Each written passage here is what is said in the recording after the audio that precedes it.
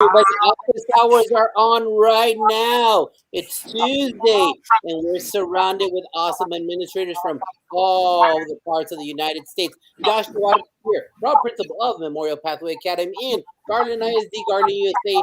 Ready? You only got 20 minutes, so join us. Like us, share it, but let us know what you would do with these scenarios that we're about to present. Because you know what? We don't fake the funk like Principal Capelli says. We speak reality. So when you choose to be in that chair, you choose to deal with what we're about to present to you. But you know what? Let's go around the table right now and let's introduce ourselves right here next to me. This guy over here in Florida. Talk to us.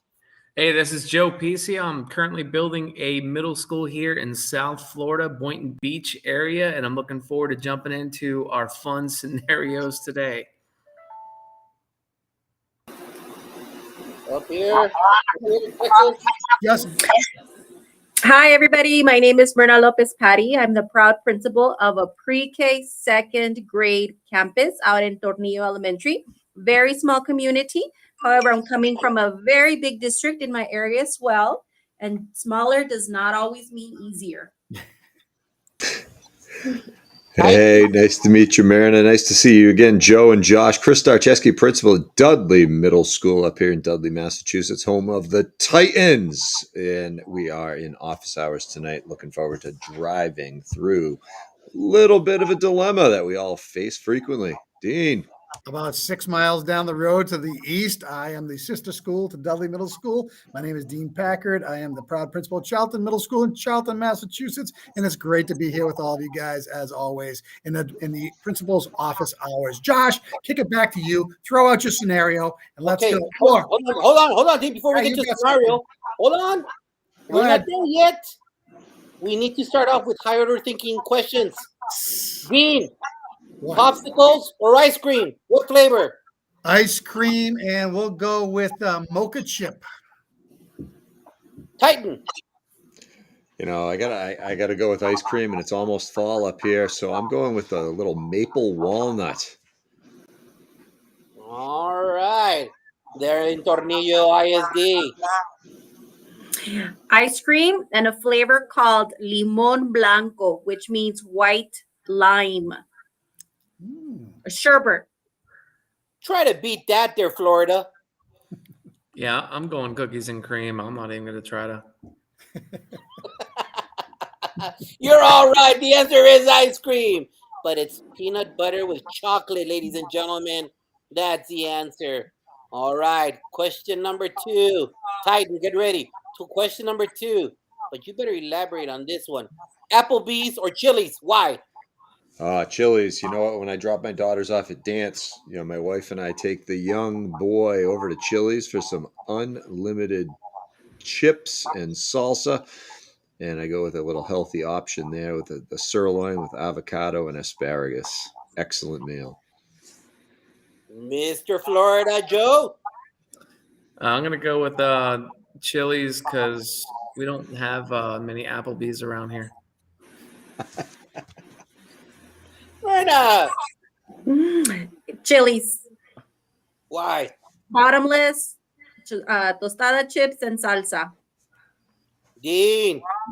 30 years ago, Chili's down in Clearwater Beach. The wings were the things I look forward to, although they've gotten smaller. And if you're listening out there, go back to the big wings, Chili's. I have to say, I'm a wing fan. All right, you're all wrong. It's Applebee's. Gosh, you're killing me, man. Riblets and endless right now wings. You are all wrong. Stick to the endless thing. All right, here we go. Hey, administrators, it's 4 minutes and 15 minutes, 16 seconds in. Here we go. This is your scenario. You are all alone on your campus. Your other administrators are either ill or they're attending central office meetings. So you're the only admin on campus. You're late to an ARD annual review for special ed, review the goals. I just found out that's called different in different parts of the U.S., but you're late 10 minutes because you've been on the phone talking to that special parent that always threatens you to go to their cousin who's a board member. So you're late 10 minutes to that annual review meeting. And as you're walking out, going to the meeting, you hear on the radio the coach calling and saying, We need an administrator now. There are 2 girls that won't stop fighting. And if you've seen girls fight, those are girls. That's what really counts. You know what I'm talking about, middle school. Girl fights are girl fights. At that moment, when you're going to whatever place you're going to, you get 3 sets of cheer parents walk in and you see their body language and they're livid. They're livid and they're yelling. They want an administrator right now because there is a cheerleader that last night on Snapchat talked ill about their daughters and posted ugly posts. What do you do, Chris? Haha, toss me right out there. I think number one priority is always safety, and moms and dads are going to need to understand that. We'll get to them as soon as possible. I think it's going to time to head down and assist that coach and go ahead and make sure that the girls can get back in control, get them separated, process that afterwards once they're safe and removed. Parents, hey, we can process through things, but it happened outside of school. Here's the name and number of the school resource officer. Let's go ahead and we can handle this disciplinary here in school. But if they're that concerned about the tech, let's go ahead and get them in touch with the local police department so they can go ahead and handle that outside of school technology misuse, and we can handle it in school the following day, have the parents come in and have that meeting. And then, of course, all the while heading down to that gym or wherever that fight was going on, I'm texting my special education coordinator who's chairing that meeting, and I'm letting her know that I'm not going to be just 10 minutes late. All right. What do you think? Are you following this? Are you out there? What do you think? Was that the right answer? I don't know. We all deal with stuff differently. What about you, Joe? Well, I'm going to go with Chris on that. I think, initially, as everything's hitting me at one time, I might just go ahead and pull the fire drill lever to go ahead and get that started and get everyone out in the hallways to join me for the fun festivities. But no, absolutely don't do that. Leave the variables as low as you can. Deal with the safety part first because, really down here in Florida, you can't ignore a safety situation, and you cannot deter the student's safety, and that is a safety issue. If you don't prioritize that, that can be something that if those students get hurt or something in that capacity and you chose a different route, that's going to come back to haunt you. So you've got to take care of immediate safety first. In regards to the parents that come up front in regards to the situation with their daughters on Snapchat and whatnot, really, in all honesty, they wanting to solve that problem now is going to be a difficult piece to ever consider when you got a fight going on. So that's not even within the boundary of consideration. They're gonna sit there and be patient as long as they can, so we can get working through that. And beyond that, what we have with the other situation with the radio call, the fight, and in regards to the ARD meeting and what we call our annual IEP meeting or whatnot that we do and stuff like that, really, in all honesty, that's just a matter of calling on the radio, having your secretary buzz over to the team and letting them know that you're running just a couple minutes behind, and hopefully you can provide your input when you get to that meeting. All right. What do you think, Ms. Lopez? It's every day. It's every day. Even though they're little, that does not mean anything different. That's been Monday through Tuesday. Today's Tuesday. So I definitely agree. The safety, the fight, I would take care of that first. I would reach out to my security to go ahead and join me just to help me separate the kids. And so that they can be separated, isolated while they're waiting, take statements, have them write it down, buy me some time to find out exactly what happened. I'm going to send my secretary to go tell the ARD committee that I'm running late. My phone, my radio don't always work where I'm at. And so while I'm scrambling and this phone calls don't go through, I'm going to send my secretary. I trust her tremendously, or my office clerk, just to let them know, hey, I'm running a little bit late. If we can reschedule, that'd be best. If not, then if they can wait for me a little bit longer. The cheer parents, I'm going to reach out to my counselor. Have her come in. And I'm going to explain to the parents, I can't meet with you immediately. Under Texas snapshot, I'm thinking about Title IX. I have to address it. I'm thinking already that way. And so I want the counselor to go ahead and meet with them, listen to them, I do have a complaint form that parents come in sometimes when they can't see me immediately, at least for them to think about what is it that they are filling out. It buys me a little bit of time and just to figure out what's happening on their part, right? I do want them to meet with the counselor to see if it's something urgent that I'm going to need to take care of within 24 hours, or I can call them later on that afternoon and set up an appointment where they're going to come in. And then I think that's it. But I am going to reach out to my people, which is my counselor, my security guard. I don't have a security guard every day. And so who's my next trusted person? Believe it or not, that's my office clerk. Those are my two critical people that I count on them to know how to talk to parents, and also know how to más o menos to take action when I immediately am not there. What about That's the what I ARD? What about the ARD? So the ARD, I would ask them if they can wait for me for about 20 minutes. Parents can't always wait. I understand that. And I'm going to try to see if it's a complicated ARD. Usually for my ARDs, I kind of know what kind of student it is. If it's a complicated ARD, then I'll ask to reschedule, apologize to the parent, but ask to reschedule. If maybe I have an intern, maybe I don't, an administrator intern. Do I have any teachers that can serve as administrators who are administrator certified? If it's an ARD, but most likely 99% of the time, I'm just going to ask to reschedule on that ARD. That's why I love that lady right there. Awesome. Dean. I like going forth because I tell you what, I heard all the answers I needed to hear, and I'm trying to figure out what kind of nugget I can put in that's a little bit different. First and foremost, the fight is the paramount thing. You got to make sure the kids are safe. Luckily we have what's called the student support team here. Multiple people on our team that is trained to jump in if they have to. We probably have 7 of us. So if we're defragmented and out there, we get on the radios and make sure that's taken care of first. Second, the cheerleading, the parents, the Snapchat, we get that every single day. So again, I want to go back. I want to prioritize. That's the word I was looking for, that P word, okay? Because we just can't do everything at once. The Snapchat thing is going to take some time. We can dissect that. We'll make sure that the right people are talking, whether it's a counselor, like Myrna said, or whomever on my support team. We can take care of that.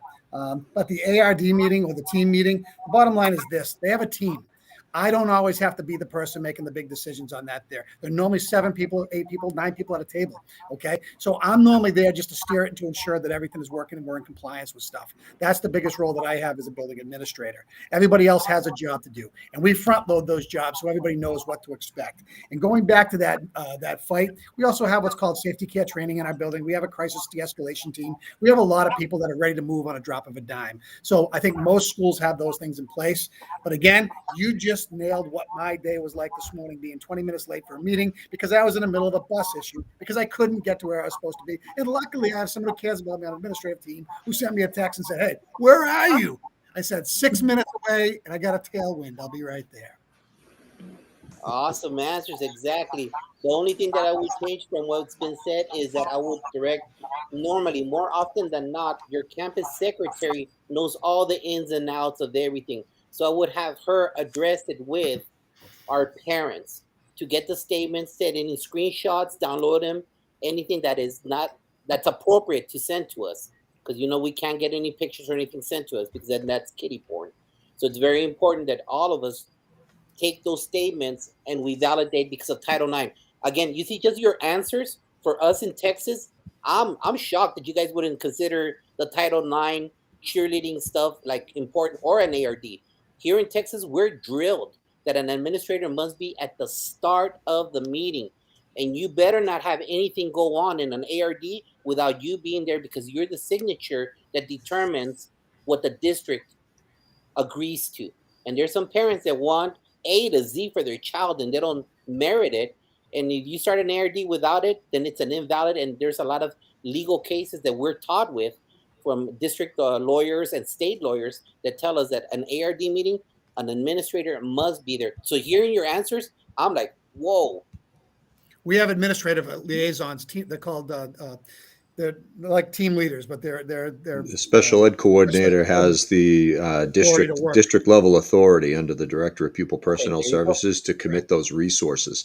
So it's while it's not a building leadership administrative position, they can allocate resources in that setting. So that's why my mindset is I've got a team that's set, much like Dean said. Wow.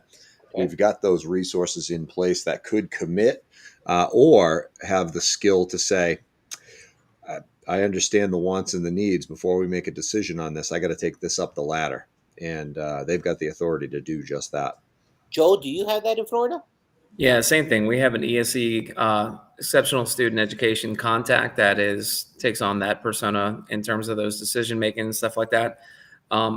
In terms of when I'm invited to those meetings, it's when we do have sensitive nature that needs to be taken into consideration, where I will attend the meeting. And I understand where you're coming from too, Josh, in Texas in that regard, because we call that really kind of the silver platter of accommodations that get added on to this thing.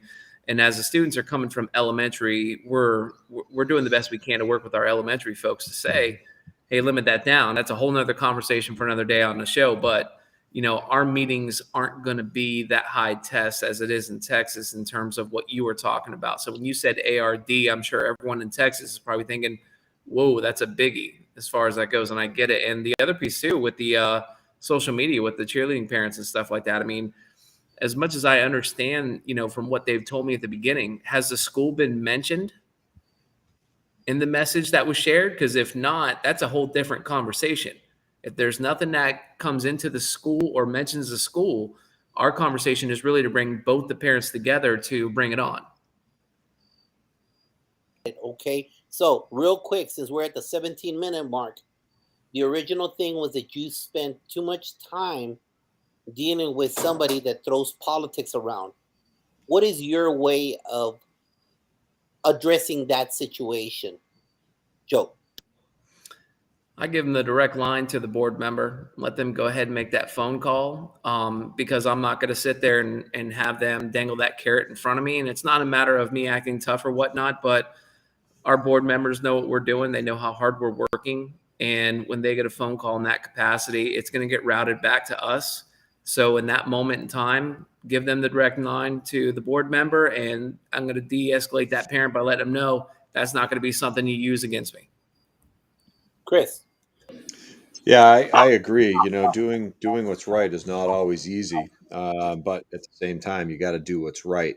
And if you're confident in where you're at with assessing the situation and making the decision to move forward, then that's all there is to do.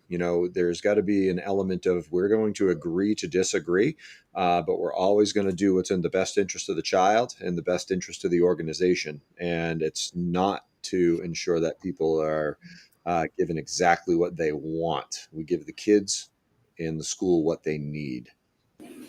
Down yonder, Miss Tornillo ISD. I love what was said right now. Doing what's right is not always easy.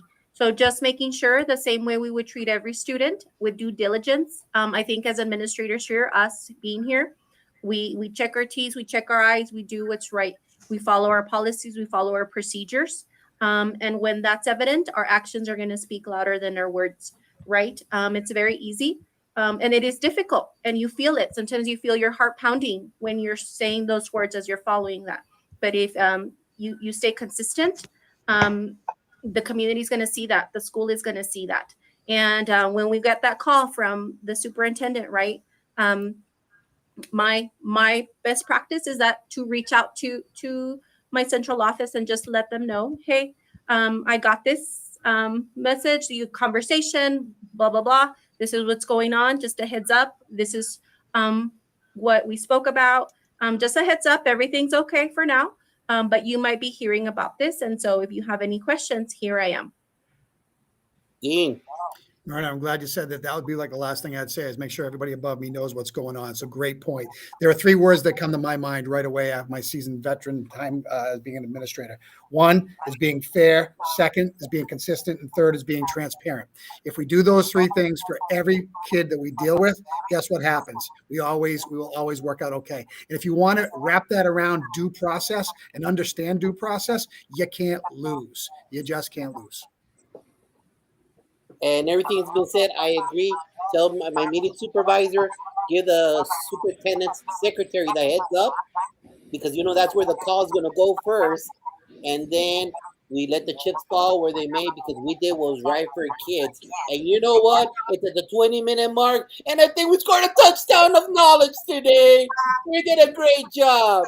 That's exactly how we do it. Stronger together, not faking the funk, part of the Fantastic Four. And as we prepare for our flagship show this coming Sunday, 7 p.m. Eastern, with speaker AC Cristales, will be on the show talking about making sure that your past does not make your future. He has a lot of knowledge. He's been around the country, bringing that knowledge to different schools. Join us this Sunday, 7 p.m. Eastern, to listen to AC Cristales. Thank you for being here for office hours. Appreciate it.